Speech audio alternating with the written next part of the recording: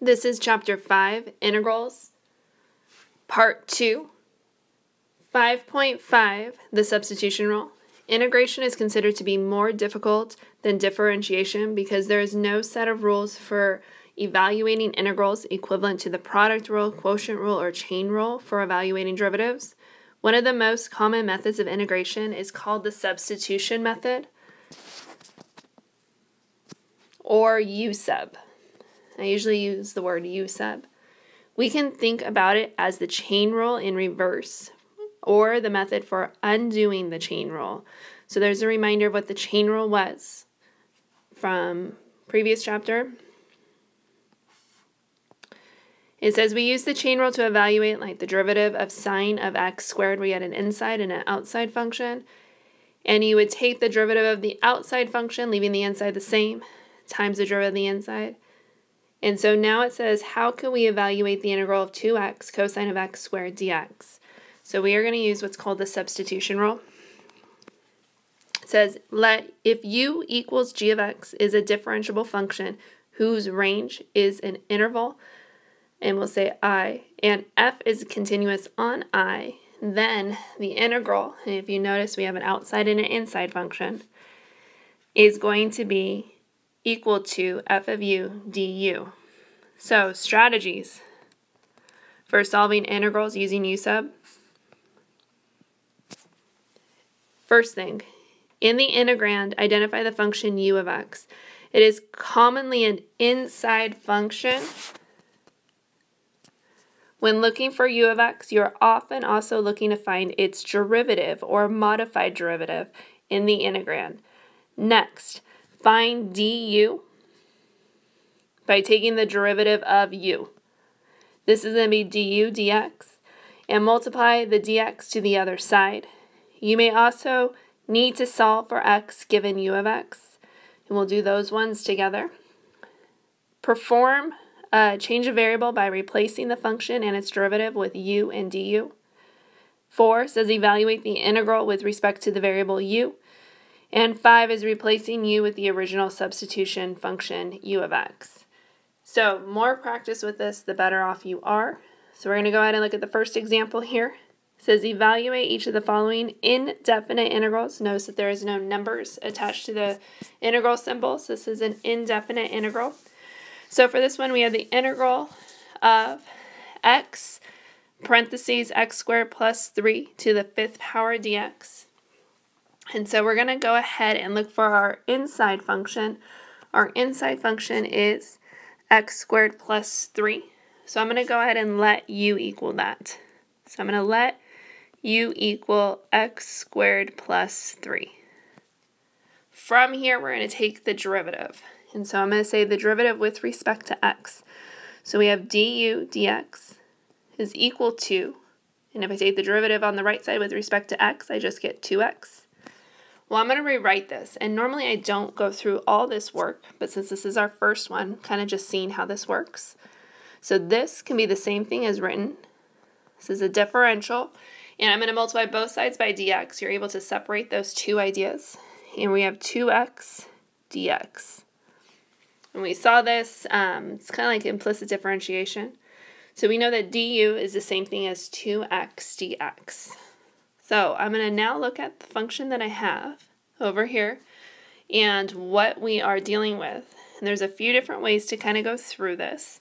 Again, since this is our first one, I'm going to take a little bit longer to go through it with you guys. Now I want you to realize that, and I'll circle this in a different color, x squared plus 3, that's the same thing as u. So right now my integral is x times u to the 5th dx. So I replace that x squared plus 3 with a u. But now we have an issue because I have two different kinds of variables in here, and we are not in Calc 3, so we cannot handle something along these lines. So we need to make sure that we write this all in terms of one variable, and we're going to rewrite it in terms of u. So I want you guys to realize that we have a value for x, and we also have a value for dx. So if you notice over here, left over in my integral, or down here, is an x and a dx. And so I know that x times dx is going to be the same thing as du over 2 is equal to x dx. And so I'm able to rewrite that. So this is now going to be rewritten as the integral of, and instead of x dx, I'm going to rewrite that as du over 2, but I'm going to leave u to the 5th times, and then du over 2. Since the over 2 is a 1/2, I'm able to pull that constant value out. And right now we have the integral of u to the 5th du. This just allows us to use the power rule. So if we were to use the power rule here, we would have 1/2 times u to the 6, adding 1 to that, divided by the same value, 6. And because this is an indefinite integral, you need to add a plus c. So simplifying this a little bit more, we get 1 over 12 u to the 6 plus c. But this is not the correct answer. The reason why this is not the correct answer is if you look back up at the typed problem, you'll notice that that variable that we were using is an x, and my answer right now is in terms of u. So what we do is called back sub, and I'm going to rewrite this as 1 over 12, and instead of u, we know that u is equal to x squared plus 3, so I'm going to go ahead and back sub that in, raised to the 6th power plus c. So this is our answer.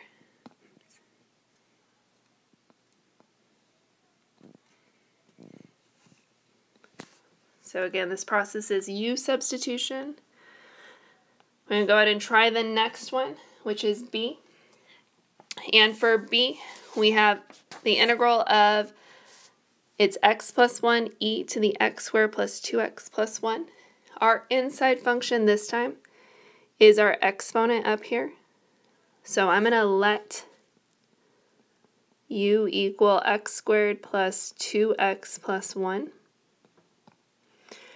And I'm going to now take a derivative of this.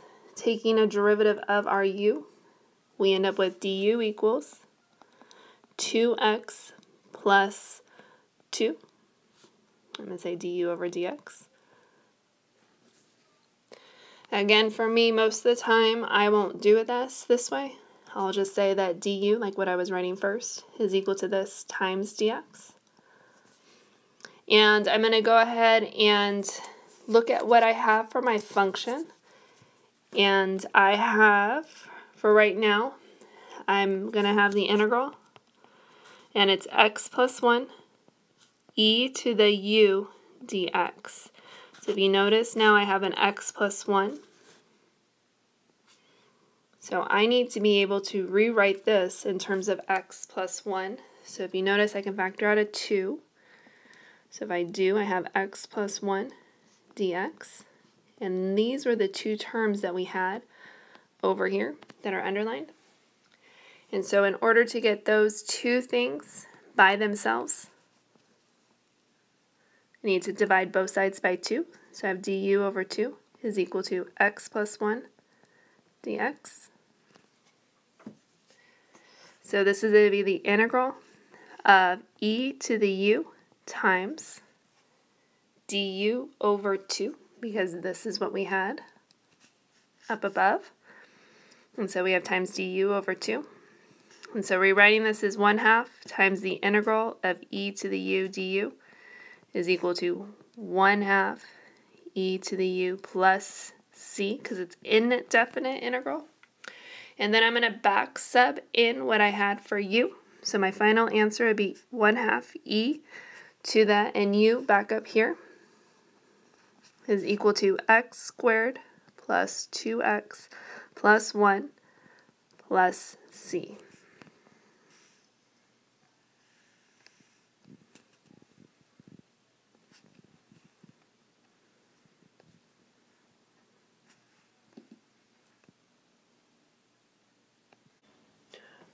On part C, we have the integral of tangent of x dx.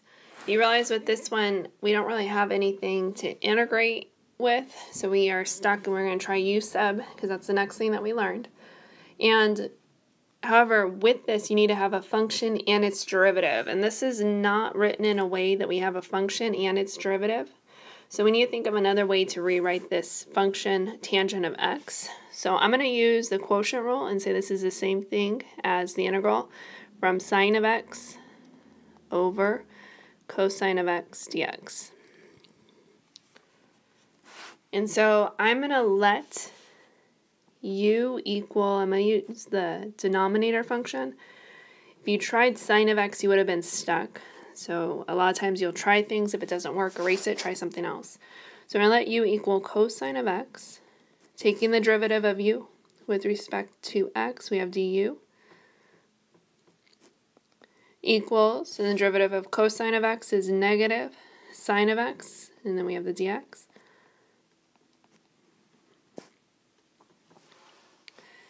And so from here, you'll notice that we have sine of x dx in our function right here. So I'm trying to do this a little bit quicker than we've done the other ones. And we have 1 over cosine of x. Well, cosine of x is the same thing as u. The only thing that we have left over is that negative. So you can think this is negative du is equal to sine of x dx. If you need to write it down that way, if not, just notice that there's a negative. So we're going to rewrite this as negative. I'll put the negative out in front of the integral. The integral of, it's become 1 over u. And then again, sine of x dx is the same thing as du with that negative sign. And then integrating this, we have negative ln of the absolute value of u plus c. And then we're going to back sub. We have negative ln of the absolute value of cosine of x plus c. And this would be our answer. You can also rewrite this in terms of secant of x if you wanted to with that negative. So if you think about that, check the answers online if you want to try to rewrite that. D we will leave to work on together. And then we're going to go ahead and take a look at E. So E is the integral of, and we have sine of ln of x over all over x dx. And so for this one, we are going to choose something that's our inside function. And so for this one, I would let u equal ln of x.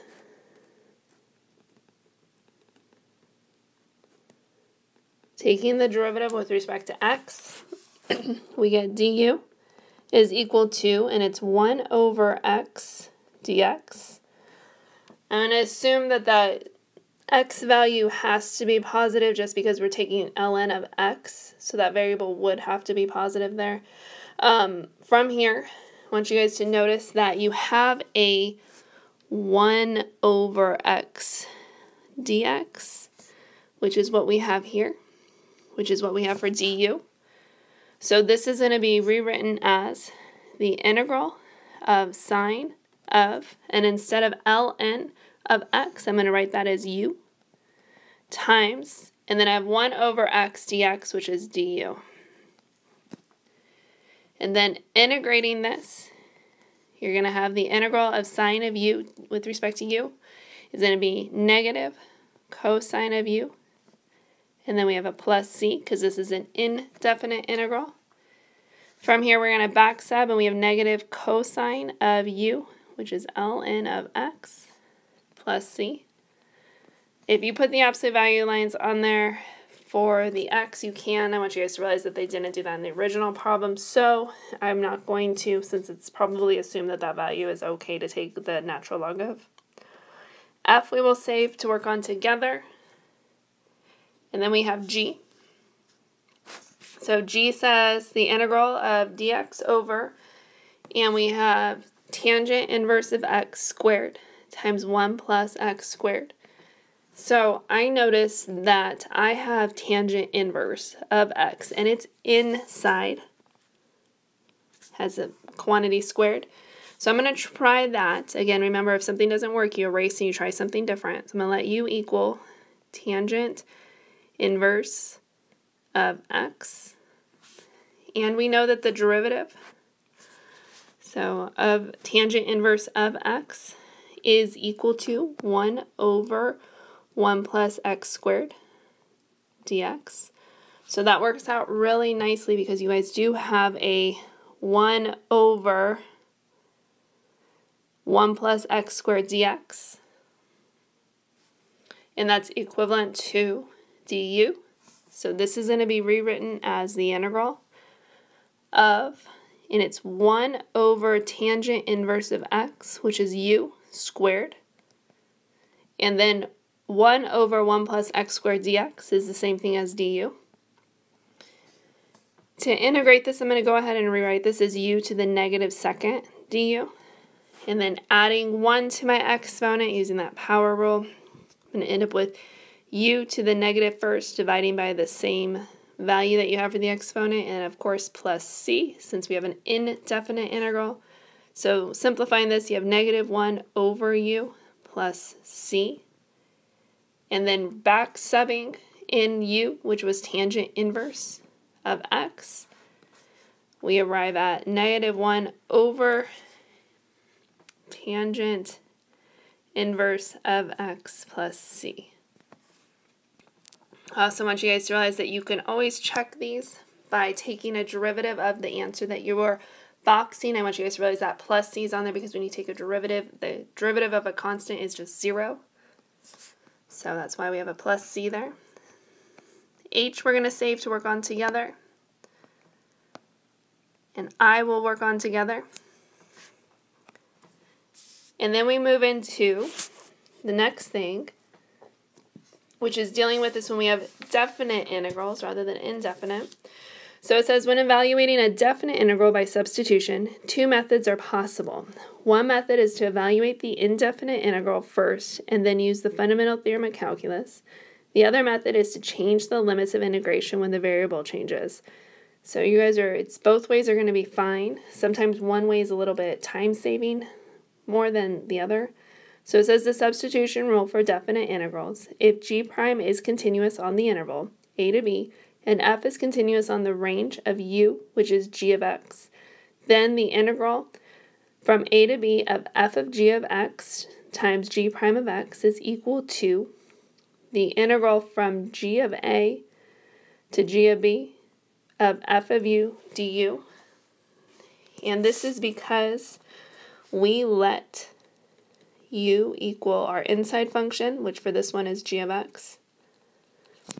And so those g values that we have on our limits are changed because of this. So we'll look at that together when we have actual concrete example. So the next thing says strategies for solving definite integrals using u sub. First, in the integrand, identify the function u of x. It is commonly the inside function. When looking for u of x, you're often also looking for its derivative or a modified derivative in the integrand. Step 2, find du by taking the derivative of u, du dx, and multiplying the dx on the other side. You may also solve for x given u of x. Step 3 says you're going to change the limits of integration by substituting them into u of x. We then do not return to the original integrand. Perform a change of variable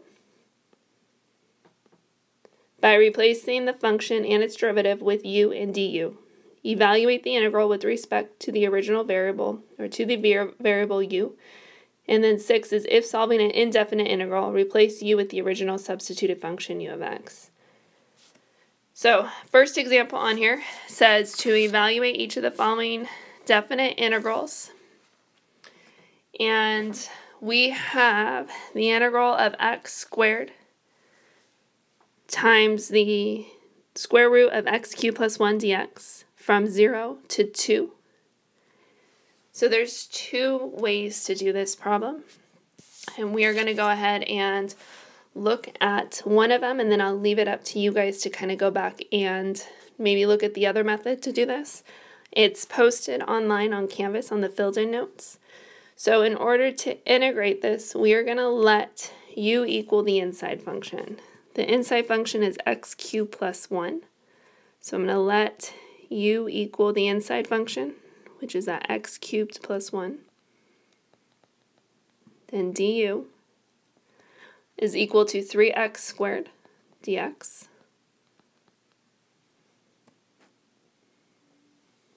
And you'll notice that we have an x squared and a dx here. So we have those both. So circle that. So I have a 3 left over, so if you divide both sides by 3, you would have du over 3 is equal to x squared dx. So from here, I'm going to rewrite my integral. And I'm going to have the integral. Do not put the limits on right now. And we'll talk about how that changes. But I'm going to have the square root of u times and x squared dx that we have here is equivalent to du over 3. And I can rewrite this, and I'm going to go ahead and pull that 1/3 out in front and rewrite this as u to the 1/2 du. So then that way I can actually integrate it. But we need to first talk about, before we continue on, is those limits of integration. I want you guys to realize those limits of integration are when x is going from 0 to 2. But now are my functions in terms of u. So those limits of integration changed. So I want you guys to come back up here and look at the let equal u equal x cubed plus 1. And we're going to kind of use that to help. So I'm going to go ahead and substitute in different values. So I'm going to draw a couple lines here. And I have a friend that does her classes with this, and it helps. And when I was teaching calculus too, anyone that was doing this didn't make any mistakes. So the lower limit of integration, x is equal to 0. So I'm going to substitute in 0 for x. When I work this out, I get 1. And for the upper limit of integration, I have a 2. So I'm going to substitute that in for x, and I have 2 cubed plus 1, which is 8 plus 1, or 9. So those values here that we have, your upper limit, your new one is 9. Your lower one is 1. I'm going to put those on my integral, but again, this is only for u's. So that was our variable here, was u. So careful what variable you're integrating with respect to. So I'm going to change this to a 1 and a 9. A 1 and a 9. Okay, so we're going to continue on with the problem. And we are integrating this. So I'm going to have 1/3 times. I'm going to add 1 to my exponent. And when I do, I get u to the 3 over 2. And I can divide by 3 over 2. But I'm also going to say that's the same thing as multiplying by the reciprocal, which is 2 over 3. And I do not need to put the plus c because this is a definite integral, but we are going to evaluate this whole thing, and I'll simplify it in a minute, from u equals 1 to 9. So right now we have 2 over 9 times u to the 3 over 2. Evaluate from u equals 1 to 9. So I have 2 over 9 times, and I'm going to substitute in 9, and I have 9 to the 3 over 2, minus, substituting in 1,